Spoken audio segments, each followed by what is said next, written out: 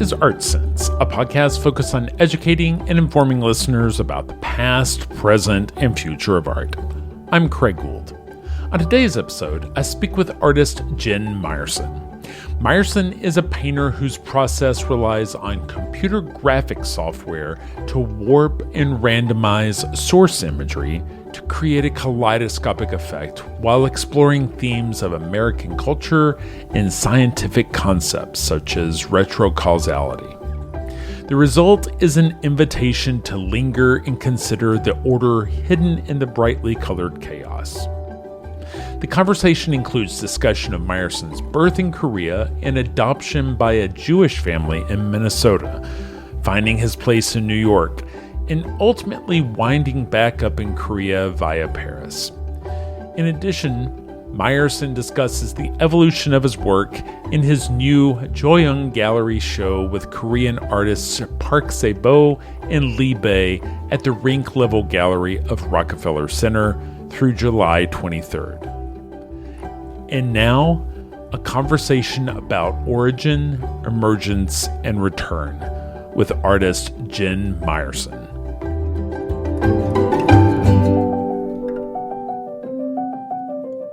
Jin Meyerson, thank you so much for joining me this week on the Art Sense podcast. Jin, you're currently in a show organized by Johyun Gallery that's going on at the Rockefeller Center through July 26th. It's a show called Origin, Emergence, Return with Lee Bae and Park Se-bo, big names in Korean art. Jin, you have such an interesting story, but I always like to start with artists with this hypothetical, which is if you're at a dinner party sitting next to somebody who has no idea who you are, what you do, what your work looks like, where do you start to describe what it is? Thanks so much for the opportunity to be with you, Craig. I'm just thrilled to be able to talk about Korea and the show and about my own journey. I grew up with a father who was a history professor and Jewish American out of the Bronx.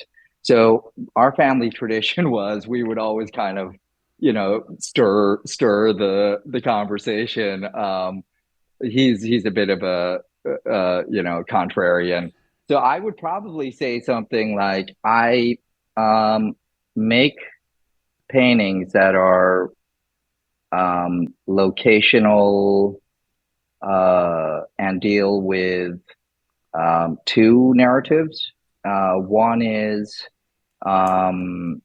image sampling as a kind of post-colonial recovery method.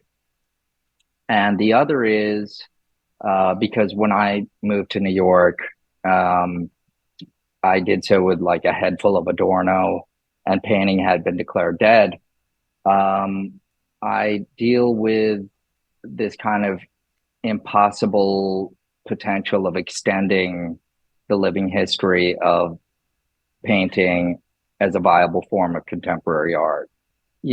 That's in many ways kind of sums up what I do. And so I guess that might be confrontational in some sense, not like pleasant, dinner time conversation, but that's probably what I would say. And it would kind of vet my relationship with the person because I don't like to dumb things down. I want to be as inclusive as possible, but I don't want to pander, The image sampling, the post-colonial, it doesn't quite paint a picture of what your work looks like. I guess that's what Instagram's for nowadays, right?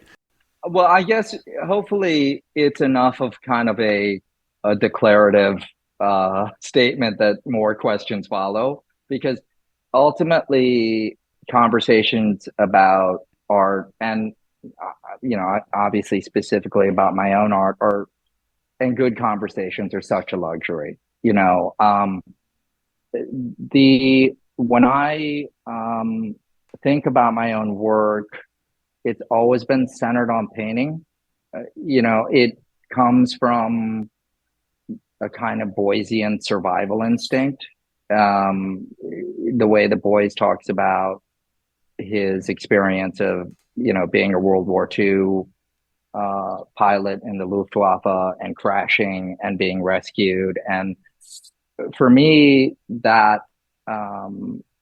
point, that kind of ground zero of my practice comes from my transition from an orphanage in Incheon City to the gravity of American culture in 1976. And so I came over with like one change of clothing and a love of drawing, and I spoke no English. I was about 5 years old, although all my birth records are fictionalized and they were estimates. And so drawing was something that I had developed a love of and some sort of skill at, and in this, drawing is so many things. It's hand-eye coordination, it's proportional recognition. But what it was for me was when I would make a drawing of something, I would not only understand like the definition of cow, but I would also understand the meaning of the thing, and so image making, mark making has always been a discovery of meaning. And my work is at its very core meaning based, although it exists within, the appearance of painting. I think you've wonderfully opened the door to what I think is an amazing part of your story, and that's just sort of the chronology of your journey, right? There's just a lot about what is going on in your practice and a lot about what's going on with this particular show that's up at the Rockefeller Center is just terribly poetic, right? And Yeah. you're born in Incheon City, 1972. You come to the States 5 years old. You arrive to a totally foreign environment in Minnesota, right? Yeah. Yeah. In a very small farm town in Minnesota. I mean, I had an amazing childhood. I didn't think so when I was a teenager, but looking back, I mean, oh my goodness, I'm a parent now, so I don't think you really understand anything about life until you become a parent, because Right. then I mean, I kind of refuse to listen to people about anything meaningful and unless they're parents, because it's like once you have this responsibility that supersedes your own, a lot of stuff comes into focus really, really quickly, and um, in kind of introducing both the show, which is titled Origin, Emergence, Return, and my own involvement in it, because I have always been in this alternative space that is neither, my adopted Swedish American mother or my adopted Jewish American father's physical identity. But and I've also struggled with being Korean, on it's like it really is this alternative space. And I know it's such an important moment right now for us globally as a species, certainly in, New York, in a New York art world, which is still kind of what I consider my hometown. Um, Identity art, both in terms of points of heritage and points of gender and points of sexuality, and the kind of reparation of attention, are such an essential part of how we find a point of a vantage point of like healthy, complete, holistic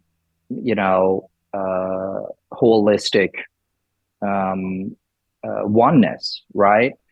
On the other hand, it's as predictable as it is beautiful, this moment, so it's like, who's next? Okay, what's the next point of heritage? It's like, okay, we've covered this area, and I see this, and I have always differentiated between identity and presence. And presence for me is accessible by anyone at any time. And identity is really rigid, and I think I'm able to do that because my adoption, because of these constant points of acclamation. And so when I see people or I see situations, I see art, I see artists, it's it's like not all of that falls away from me, and it's a judgment of taste, but it's a judgment of quality, and I think that's maybe something that is an eventuality.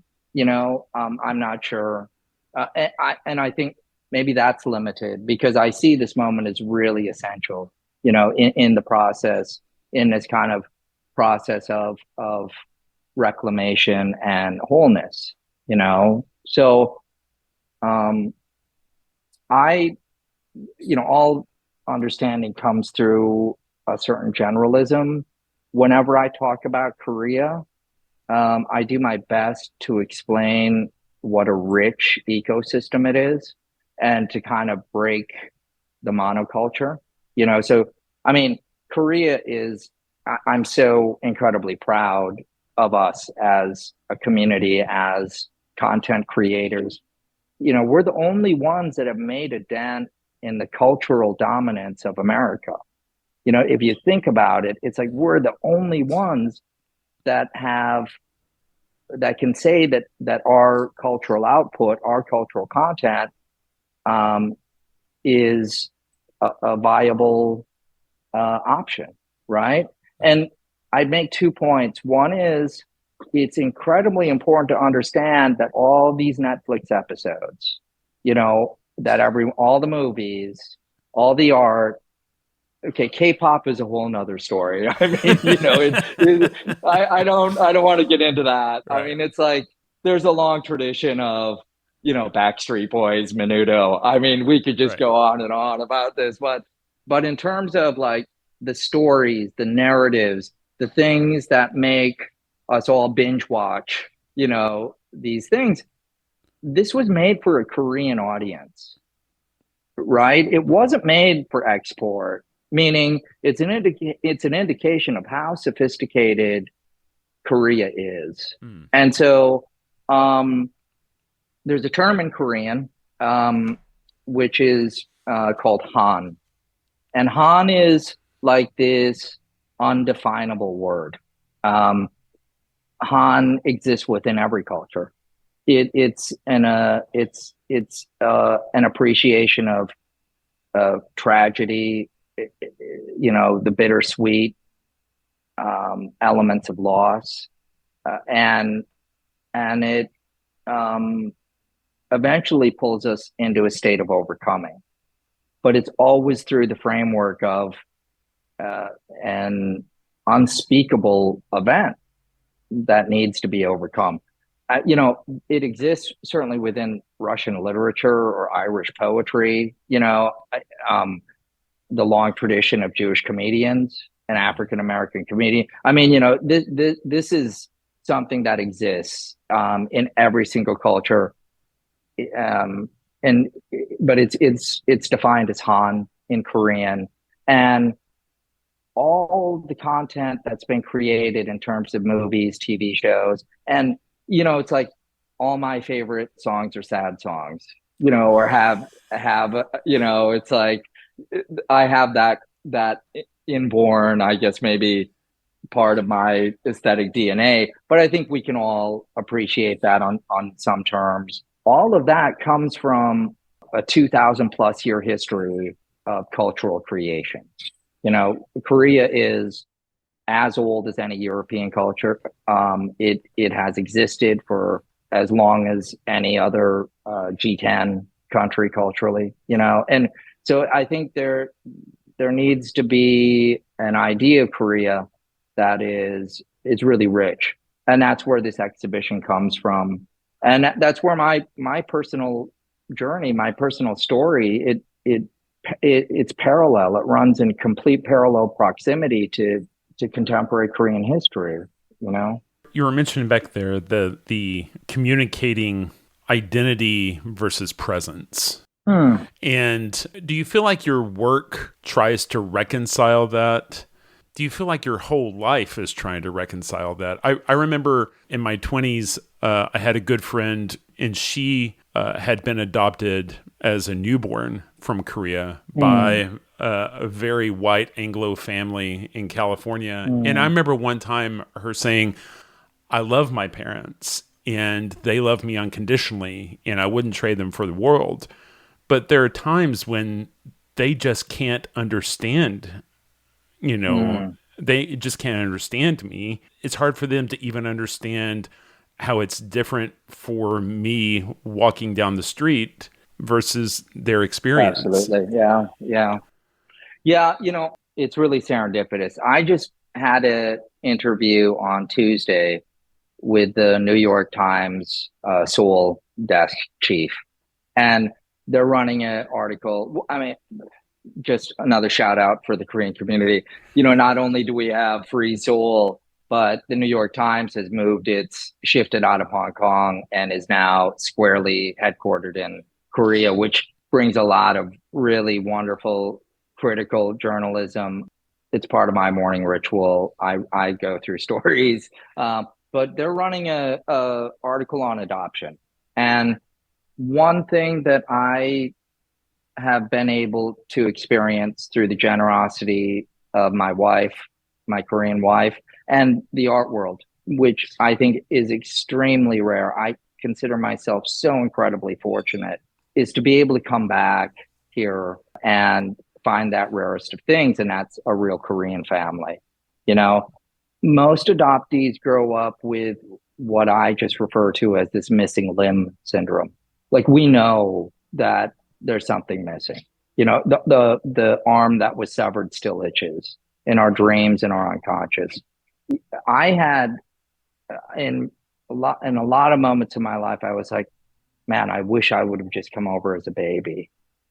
I had these episodic memories, like these kind of Proustian recollections of fighting for food in the orphanage. The first night, my parents bought me in the States this amazing, nice bed that floated off the floor.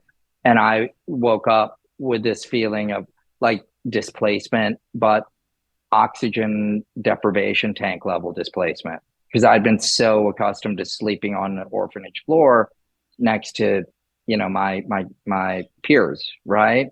Like those memories, I was like, why do I still need to carry this stuff with me? Like I wanted to exercise that stuff. And I think wanting that first story I told you about, drawing as an understanding of meaning, and then this act of exorcism, those two things I was an artist as soon as I landed in Minnesota at the age of 5. You know what I mean? Like there was no other choice for me. This was just what I needed to do. And yeah. So, but in explaining adoption to other adoptees, if I could just take a second to do that, imagine what is possible after war. Anything is possible. I mean, walking through the streets, losing your family, having no food, having no means of getting food. What is possible? Survival. I mean, it's the only thing that matters. There was just to refer to the New York Times again, like last month, there was this article about this nationalized prostitution, which occurred in Korea. So one of the major social political overlays of Korea is our 30-year colonization period by the Japanese Empire. Right. And no country did more for World War II reparations than Germany, and no country has done less than Japan. And that's just what we face here. And so Koreans have, our current president, who is not, shall we say, well respected, he has made some overtures of, oh, everything is suddenly fine and let's just move forward. But Koreans as people still want reparations and still do deserve reparations. But adoption, and a lot of that has to do with this idea of comfort women, it's referred to as, right? So the Japanese military would literally kidnap women from all over, and not just Korea, Taiwan, the Philippines, China, I mean, everywhere where they were, and force them into prostitution to benefit, their soldiers. So, but this article that just opened up the door when after the peace treaty, I mean, Korea is still technically at war. It's bifurcated, but there is no actually there was no peace treaty. Rather, it was just like a ceasefire that was signed, right? So after that point in like 1953, North Korea economically was better off than South Korea. I mean, it's really hard to imagine, but they were doing much, much better. And the South Koreans were like, what can we do to keep like the American GIs here, to keep the foreign troops here and make money? And so they created this system of nationalized prostitution. And in the domino effect, so maybe the first domino is Japanese colonialism, and then you move up. What happened was Korean adoption policies were created to get rid of these mixed race children. So through this nationalized prostitution policy, all these mixed race children were being born, and the Korean government was like, what are we going to do with these kids? And they're like, okay, let's make adoption legal. And through that small window, suddenly adoption became an industry. And make no mistake, we were sold. I mean, we were the only country where you could like Amazon us in the history of adoption. You as a prospective host family, you didn't even have to visit Korea. They didn't vet anything. My parents, I think, paid upwards at the end of the day, close to $10,000. What is that? And that's in 1976. It's like, wow. What is that in today's money, right? Prostitution policy started in 1950, early 50s. Nothing was documented until the 70s or 80s, and very poorly. So in the 70s and 80s, over 200,000 Korean children left via adoption. Times, what is it? $5,000 to $10,000. It's billions of dollars. And this is just part of the history of adoption. So to adoptees, I would just say there are many parts of this history, and we were victims of something that is very sinister and still subverted. But please do not forget the sacrifices of your birth parents and the sacrifices of the people who opened their hearts and homes to you, because they were not complicit in this process. It was the Korean government, it was the adoption agencies. A lot of these were Christian organizations. There was a lot of money made. So anyway, that's my just to spin off on that. No. Like the tragic tangent of Korean adoption. But it's really like that, me coming to terms with that process, because in the end we can demand reparations, but we have to be good on our own terms. Like, we have the power to make ourselves good. You know what I mean? Like, right. We can sit and shout angrily from the sidelines, and this doesn't matter what. And I'm not saying that we don't need that to be part of the process, because we definitely do. Like, we need to protest. We need to have reparations. But at the end of the day, our sense of wholeness can only be created by ourselves, and that's just like a fact of life, There had to be an identity crisis for you at some point, coming out of Minnesota, finding your identity in New York, eventually finding your way to Hong Kong and to Korea. And when you get to Korea, you probably no longer spoke the language, right? No, I'm terrible. I actually lived in Paris, just to backtrack. Like I did this global odyssey, Right. Greg, of like, I left New York. I left New York because I did not have the interweb to look at art. I looked at things in books. I was a total geek. This is one of the side effects of growing up with a ex-history professor father. And I had never had enough money to go look at the grand tradition of painting. My father's from New York, so we went to the Met and the Frick and all these things, but it just kind of whet my appetite because all the really good stuff's where it was made. Mm-hmm. So I moved to Paris. I was working with a world recognized gallery, which was based there, Gallery Periton. Mm-hmm. And I then had the opportunity, the Korean art world somehow found out about me. And this is like before social media was invented, I think. So they were digging. I mean, they were like, Korean, that's one thing about being Korean. It's like if you meet other Koreans abroad, they're like instantly friendly. They're like, Right. oh, it's like this like membership to some club, which frankly I did not always want. It was like, I don't think I ever had, I mean, certainly I had blips where I was like, yeah, I'm not Jewish, I'm not Swedish, but maybe part of it was growing up in a community that I did. Minnesota is a wonderful place. It generally is open and liberal, and I had this conversation with a friend of mine who's the regional desk chief of the Times, and obviously Minnesota has a lot of history and the recent events that caused a huge crisis in the States, erupted there. But my point was like, listen, it would have been wholly different if this would have happened in Wisconsin.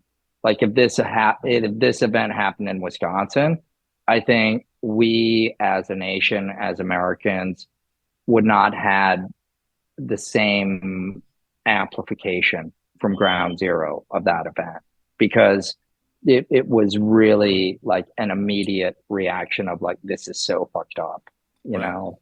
So, but I didn't, I mean, I always knew who I was. I think a lot of people around me had identity crises, like they didn't know what, they're like, why is this like, short, ethnic guy, so demonstrative. Like he seems like an old Jewish New Yorker on one level, and like, but I've always been, besides the adolescent years and all the clunky sexual, kind of, brokenhearted episodes and all these other things. I mean, I was always really like, I knew who I was. I knew who my parents were. I knew what I had in front of me, certainly. But I was in a show at, just to backtrack a second, I was in last year's Venice Biennial. And I was part of a show that was put on by the Gwangju Biennial, and it celebrated Korea's Tiananmen Square event, right? So just to put this within a historical context, I left in 76.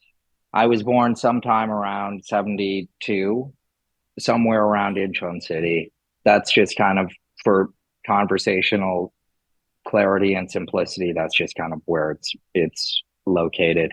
But in 1980, there was a pro-democracy demonstration in Gwangju, Korea, and the Korean president and military flew in airborne divisions, and they started just shooting at people in the streets. And like hundreds of thousands of people were killed for pro-democracy. And this is like 1980. Wow. Right? So it's really like, and I was so honored to be a part of that exhibition. And again, I go back to the generosity of the art community for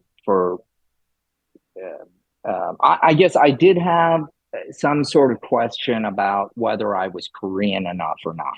But ultimately, that sense of belonging comes from ourselves. It, I mean, it doesn't matter what other people say, you know, and maybe maybe I was arrogant, overly confident, but I've always felt like if I feel okay with it, then it's good. And it took me a much longer time to feel like I could belong to the Korean community in any way than I ever did. Well, certainly New York. I mean, New York belongs to the world. And and I think that really helped getting to go there as a kid, a couple times a year with my dad. But and then like my grandparents, my Swedish American grandparents who helped drove me around in the back of their Lincoln Town car pointing to cows back in the day. They were like the local small town bankers, so like they were like such pillars of the community that everyone just kind of accepted me. So I think I was really fortunate. There are not only, of course, race things, but there are class things that are involved in these conversations. And I was very fortunate to be adopted into the family that I was, and ultimately to escape a Korea that was just a clusterfuck. I mean, it was such a poor, like Wild West situation of orphanages were huge money making business ventures. I'm in talking to my father-in-law a few years back when I was able to become a part of his history. He was born in South Korea. His parents were North Korean, and they left two daughters behind, thinking that they would be able to come back, and they never got to see them again. Oh. So it's like for adoptees who were born in the 70s and 80s and even 90s, like we're producing amazing content. We're creating amazing art, but we're still dealing with reparations, and you have to imagine an ecosystem that's doing all this at once, because that's really what's happening. And I think that's what makes Korea so profound in some sense. And I think eventually we'll get to a point where our own sense of history is like, we're okay with our own sense of history, but we're not there yet, but maybe that's what makes our art even more potent, in some way. Where in your journey did the door to the technology open for you? Because in my mind, 25, 26 years ago, I feel like you had a world of technology revealed to you and started using these tools for your own means. Where did that happen? Yeah, I stumbled into it. I'm not an idea person. I'm really a meaning person. And I moved to New York after, you and I talked about PAFA, Pennsylvania Academy of Fine Art. So I only applied there and one other school. And I knew that I was going to go there and I was going to get to work with people like, Bo Bartlett, or at least hear him lecture, Sidney Goodman, Vincent Desiderio. And, Right. I knew very clearly the limitations of what they did, but I also knew these were the only people that really knew painting. I mean, in the history of PAFA, that's the US's oldest art school. The original founders, William Merritt Chase, Frank Duveneck, all these guys, they got to study with David in Paris. Like, there is a direct mainline transfer of information that has come through this institution. And I wanted to be a part of that. Like, I knew the critical thought that I had, which makes me a horribly insecure person.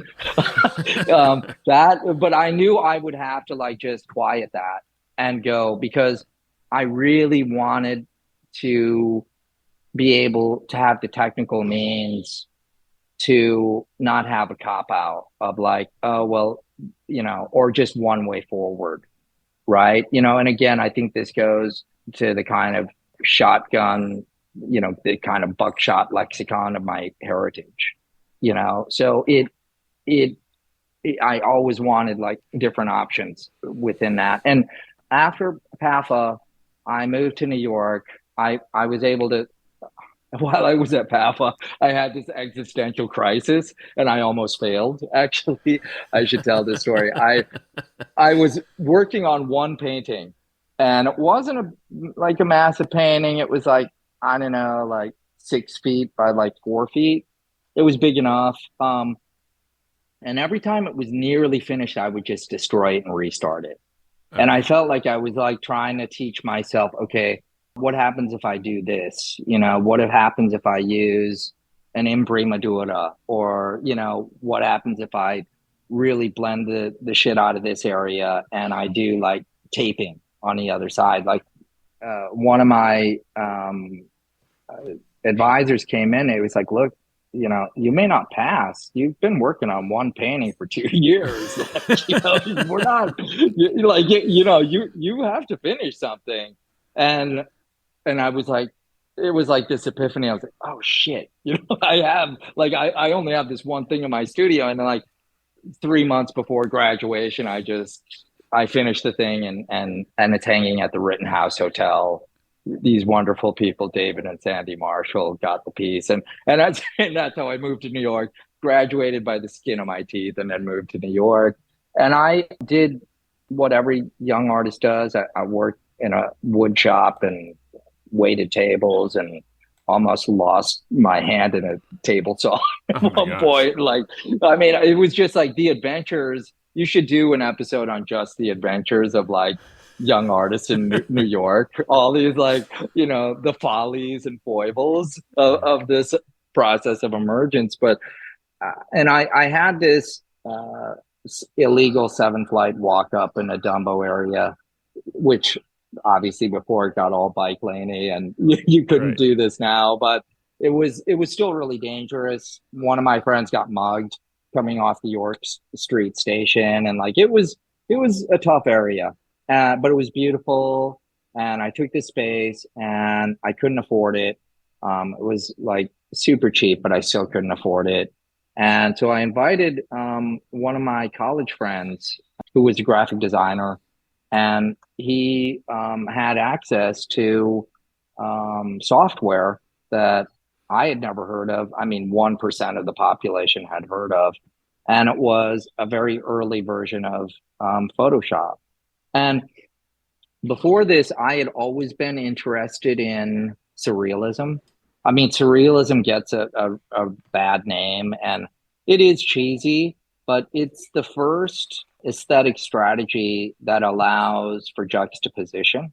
Mm-hmm. And juxtaposition is a comparative contextual device. Obviously, things had symbolism before this within the history of painting, but it was purposefully bizarre, right? And I think that was something that had always attracted me. I didn't really make anything the first couple of years, and I was taking these images from magazines. I didn't email or do anything at that point digitally. I don't even know if that was possible. I guess it was, but I would just go to like Hudson News, and I was the guy who like they would look at really suspiciously because I looked like I was going to shoplift stuff, and I'd sit there for 2 hours going through like, all the magazine rack because I could really only afford to buy one magazine. Right. But I wanted to make sure it was like an image I could use. And I still do that process, but it's an online process. And and I would take these images home and I would slap a piece of tracing paper on top of them. And I was kind of painstakingly doing these like distortions or these kind of Doppler effect visuals with them. And my roommate, who I played a lot of video games in our off time, and he came in and he was like, man, have you ever heard of Photoshop? And I was like, no, what's that? And it was through that friendship, a guy named Ben Markson, that that I was able to access this stuff. And And when I first saw it, I was like, oh my God, this is it.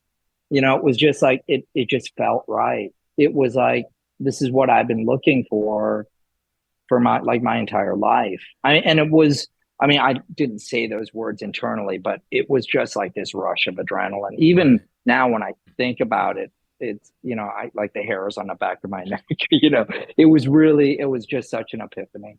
And those early things that I did, like at 97, I guess, somewhere 96, 97, I didn't make any paintings based off of it for almost a couple of years. I just kept trying to test the limits of what it could do. And I couldn't even afford a computer. So like my friend would sneak me in when his boss was out of the office, and I would like come down, to Chinatown and like, or go to a friend's place who had a good computer, and I would just look at stuff, and I started out doing these handovers is the best way to describe them.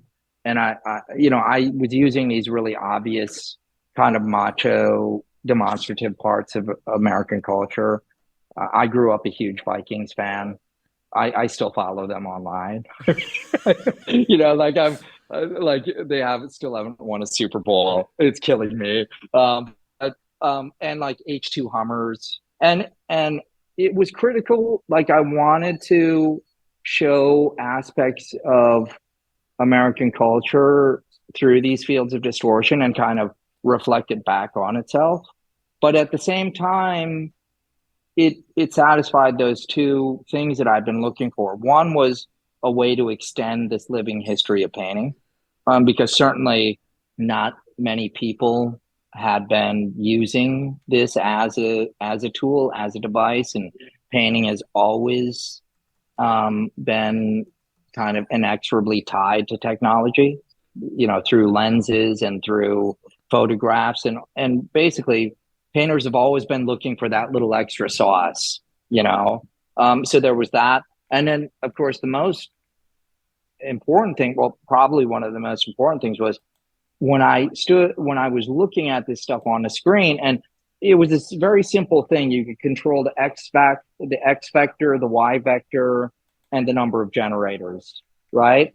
And then you could hit a button and it would randomize it for you.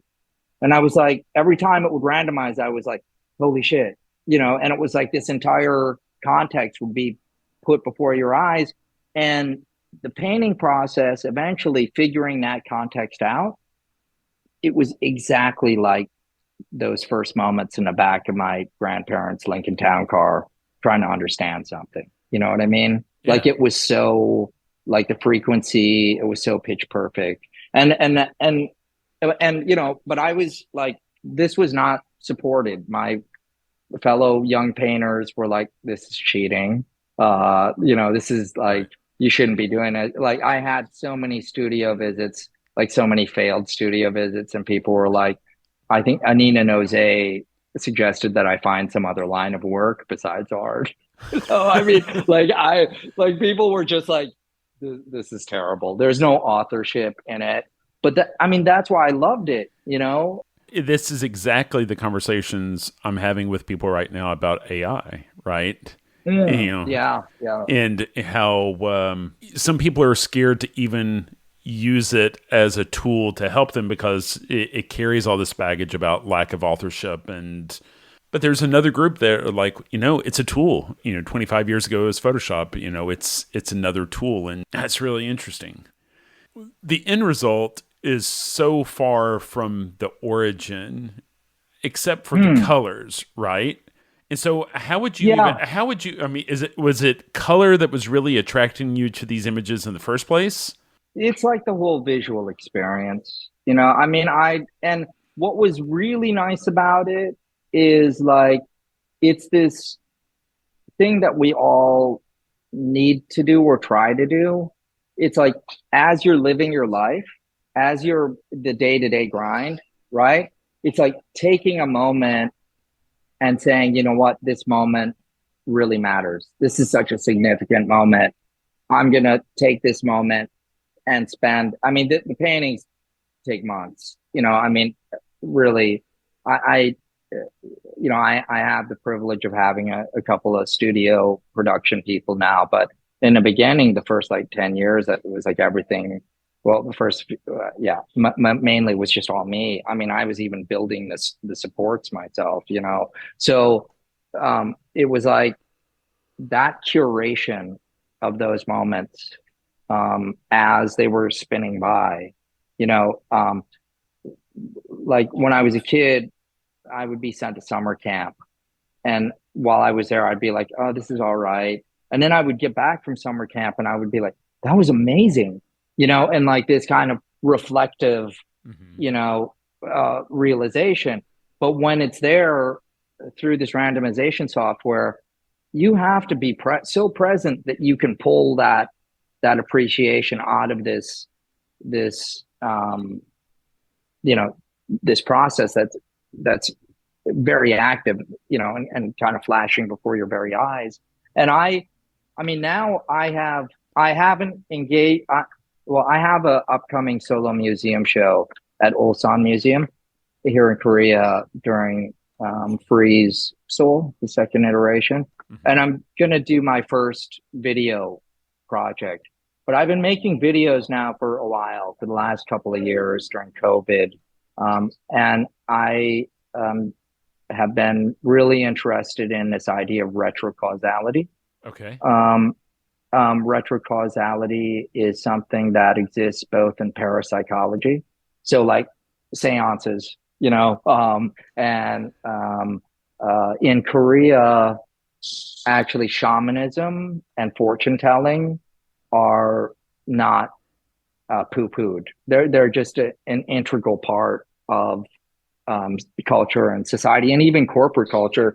A friend of mine who works at Samsung was like, "Yeah, I mean, before we hire a higher level position person, like they have to go through the corporate interview structure, but we have a shaman in a room, like vibing them out before they get hired.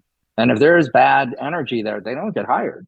I mean, that's like, I mean, think about that, right? So, and before every Korean gets married, they want to know if this is a good match. They go to a fortune teller. They kind of figure out the best moment to get married. It's relative to a lot of Asian philosophies, but it's very specific in Korea.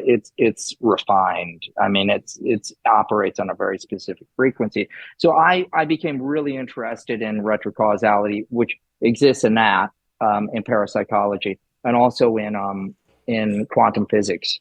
When I was started my career in New York, I was a studio assistant for Ron Gorchov, the late great Ron Gorchov, and Ray Smith, the fantastic American Texas-based painter, who's has a deep, deep connection with Mexican culture. And I was working at their Smith Street studio, kind of, part time for Ron and part time for Ray when they needed me, and they would hold these events. And one of them was with Lee Smolin, which is he's one of the preeminent kind of guys, and the other was with this guy Jaron, and I forget his last name, but he's the godfather of virtual reality. Oh, wow. And so I think that also kind of like helped me, because I was seeing and I was around these thinkers, and like I was able to pick up a Lee Smolin book, and I was thinking about these things. But on a quantum physics level, retrocausality breaks the linearity of time as we know it. So as we all know, the past affects the present and the present affects the future. But in retrocausality, we're able to leap forward into the future and affect the present and even the past, right? So in parapsychology, that's done with shamans and through seances. In quantum physics, when particles get so small, they no longer obey linear time. And this has actually been proven in quantum physics now, right? So when you get into these subatomic quarks and what have you, they just don't operate within the same dimensions that we recognize. And the thing that made this really potent for me was because I have no connection to my past. becoming a parent was my way of connecting with my past in Oh, some way. wow. Right. So this was incredibly meaningful to me. And I began a network of paintings that are all titled Seance. Mhm. And they are um, kind of pictorial, ritualized monuments to the exact moment when my birth mother had to say goodbye to me, Oh, you wow. know? And so they're really tender and they're intimate, and I started by kind of taking my own photos of that, but then I quickly accelerated into lidar scans. um, I've always been interested in paintings that engage with time. I've always thought of my paintings as, because I've moved around so much, as kind of locational demarcations of the places they were made in some way. And so LiDAR was like such a logical, reasonable step for me. And so I've been taking, and the technology has become available, like Craig, can you imagine us having this stuff when we were like in our Oh, 20s? I know. It's like the things that we could have done, and but so I take these 3D scans of an entire room, and my daughters very reluctantly and my wife very reluctantly sit underneath a bed sheet with their smartphone flashlight on, and it creates a space within a space, and and they're and then these paintings are created in kind of trilogies or but they're what's interesting about them is because they're taken from a lidar scan, and I can like um, move this thing around. So it means you're able to model it in three dimensions, right? And you Yeah, can yeah, change your perspectives, right? I can get all these different points of perspective off of this exact singular moment, and it's again a way to like sense and the to go back to this idea of presence, the share this presence of that singular experience from these different vantage points. We talked about how there was pushback when people saw this work 20 years ago, but I just feel like the aesthetics of our world have caught up with your work. This generation, we were talking about the generational change in technology. I feel like people can see your work and can sense that there is a bending going on, that it's almost like some of these sci-fi shows where, there is time travel going on, whether that's, 2001 or, some, time travel place where that they hit the wormhole and pop into this time and place. And when they do, the whole scene sort of looks like a Jin Meyerson painting for a moment, right? Yeah, I mean, I'm. It's a conversation. I think a lot of artists of my generation, we grew up with like comic books and this real analog visuality, and our imaginations are defined by these visual inputs. I mean, I was really fortunate. You know, the town I grew up in was 1,000 people, but my father being from New York, we would go to New York and I was able to see all these paintings. And so that was part of the soup. Um, I Interstellar, seeing Interstellar Right. was something I was like, wow, this is like so inside my mind right now, Right. and and all my friends who had seen Interstellar were like, dude, have you seen Interstellar? It's such a, and I was like, yeah, it was so amazing, Um, Let me just say this: I did not intend to be a pioneer of anything. I mean, it wasn't theory based or idea based for me. I think a lot of artists have great ideas. I'm not that smart. I mean, I have been fumbling my way around the world, and but it's always been like I've always been looking for this fulcrum point, and it's been really wonderful. And I guess vindicating on some level. And I wish I could go back and using retrocausality to these early studio visits and be like, see, I told you so, Right. um, but I don't, I know you had like Emma Webster Right. on, it's like it's so rewarding for me to see these younger artists, because that affects my work as well. I mean, she probably has no idea who I am, Well, but no, she spent some time in Korea this past year. She had a big show at Paraton, yeah, and yeah, several times in this conversation, I've thought about what she's doing in terms of using technology to create these spaces, and then using yeah, that. And you guys both are just amazing with color, right? yeah. I think there I would make one I would make a I mean there I'm a detail person. I think the details really matter. But this idea of frontier optics, of using something that is not either photographic or plein air as Hmm. source, as point of origin. I think we're both, on that kind of family tree. Every artist exists within a certain family tree. I mean, we're all indebted to artists that have come before and after. I think really and after as well. That may be a great entree into promoting the show, because Oh yeah, you're talking about a real lineage there. Park Sebo, 91 years old, was kind of pushing the envelope in Korea decades ago. Lee Bay, you talk about family tree. I mean, there's a play on words there also, right? yeah, it's Just his true. Yeah. his use of the charcoal pine. Mm. Tell us about the show, because if folks are in New York, they need to go out and see this at Rockefeller Center, right?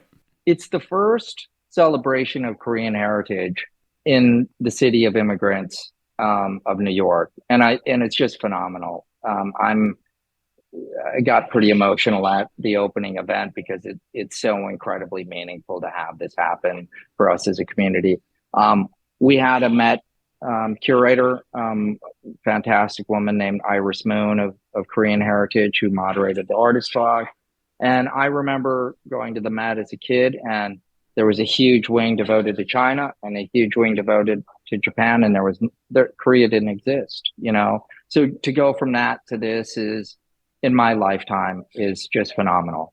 And to put it into context, when Park Se-bo was born, Korea did not exist.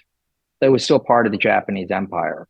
So within his lifetime, he's seen, the emergence of the evolution. Paradigm shift is not a strong enough term. It's a shift of eons, of total context. I think one thing that's really important to understand about the show, a lot of people think that like Park Se-bo is the origin and eBay is emergence, and I'm return. And while that I wouldn't discourage that, it's really important to understand that Park Se-bo spent a year abroad in Paris. Hmm. eBay started having the opportunity to both of those guys chose Paris. Obviously, my gap is 30 years, and has a different history, but all of us had the opportunity to leave Korea, and it was through that distance that we were able to see clearly a picture and gain a sense of direction when we returned. Mm. And so the show starts with Park Se-bo. He's one of the founding members of this monochrome painting post-war movement called Dansekwa. And post-war monochrome painting has universal occurrence. So, New York School, Ad Reinhardt, Robert Ryman, Right. Greenberg was such a champion of this kind of, reductive Yeah. purity, formalism, autonomy thing. In Europe, you had the Zero School. In Japan, you have like Manoha, but in Korea, it is tied to. It goes back to this everyday survival. So Park Se-bo, I mean, his work definitely is within the shadow of the Japanese singular gesture. Like it is post-colonial in its form to a large degree, but the meaning and the conceptual framework of his work, and now through the for 4 or 5 decades of his practice, it is substantially and only Korean, and so we start the exhibition there. Then we move to Lee Bay, who comes from a really small farming community called Cheongdo. And I always think when I see Lee Bay's work of this statement by Franz Klein, and Franz Klein used to tell his students, you got to paint from your own personal landscape. Right. And it's so, I mean, that is such, it's just fused. His work is fused with his personal landscape. The charcoal, he said some beautiful and really poetic things during the opening. Charcoal is drawn from Korean pine. Korean pine lives about 100 years, but when it's turned into charcoal, it lasts for 1,000 years. It's transformative. It's environmental conceptualism. Charcoal is used as a purifying filter, for water, all these other, it's again tied to Korean shamanism.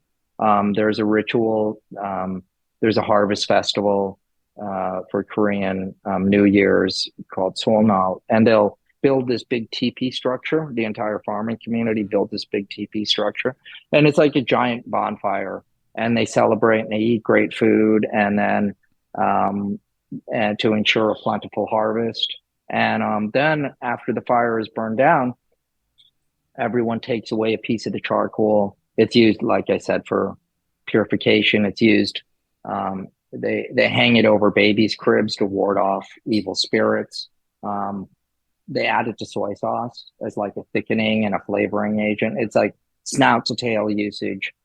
It's just amazing. Lee Bay also has this monumental sculpture in what has become kind of the crown jewel location of public art in New York, which is Channel Gardens. Right. And eventually you funnel back to me, and you get this, like, which way is up, which way is down, which time were these things made sense.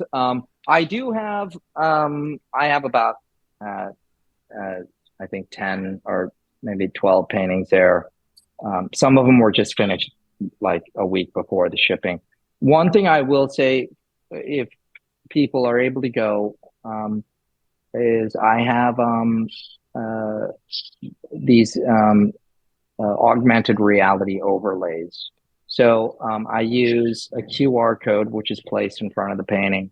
And this part of my work, which is extended now, like I said, into video and AR, and it was created because I went to the agency that keeps all the adoptee records, and I had suspicions that my birthday was made up because it's on Parents' Day.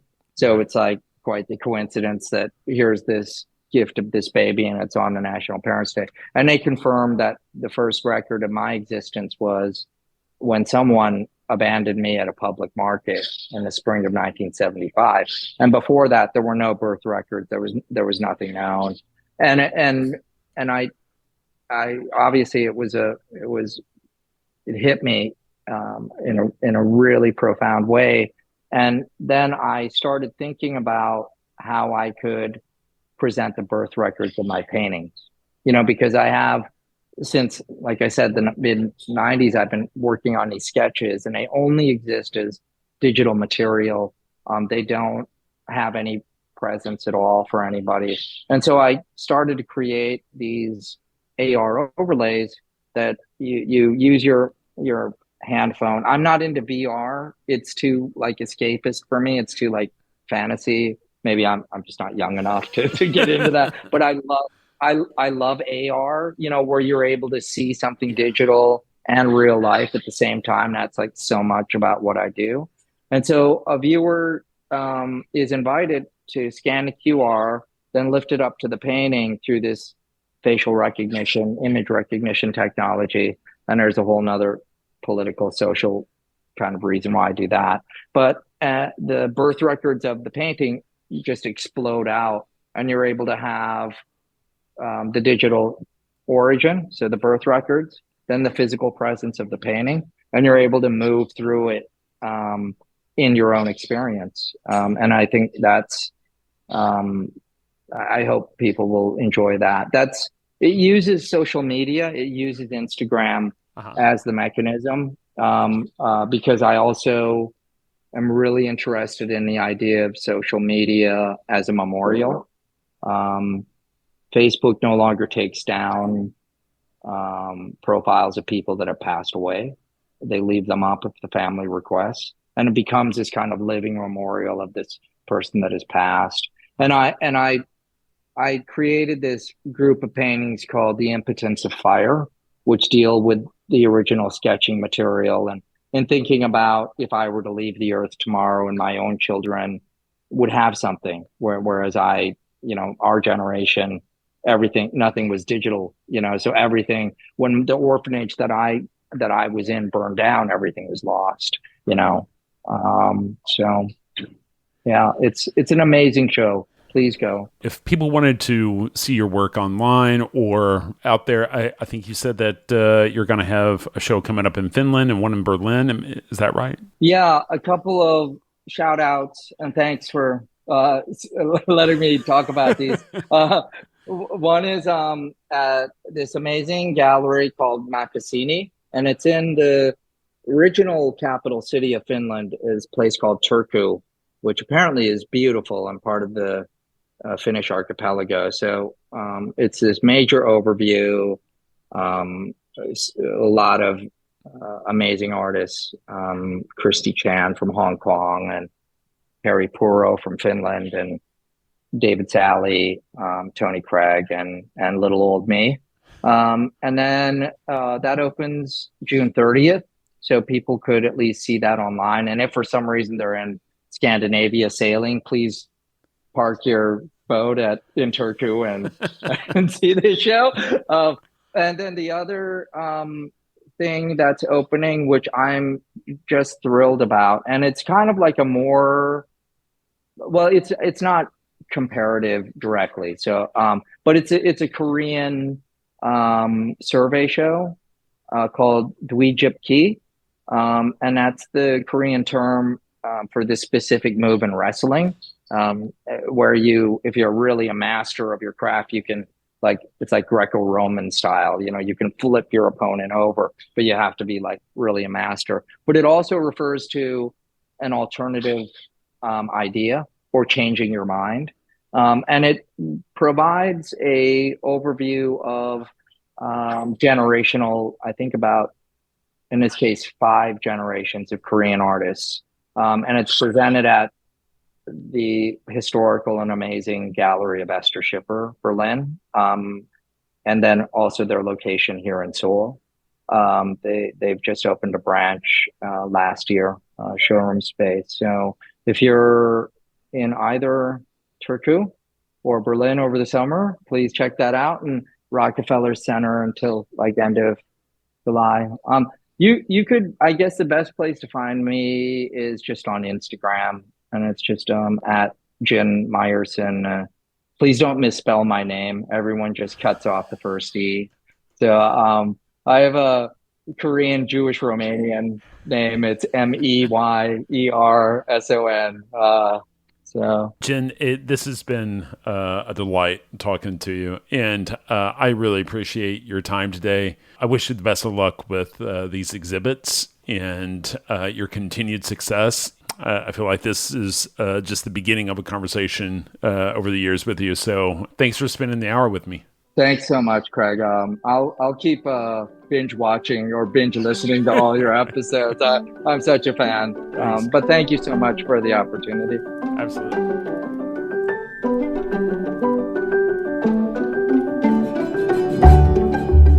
That's all the time we have for this week. You've been listening to ArtSense.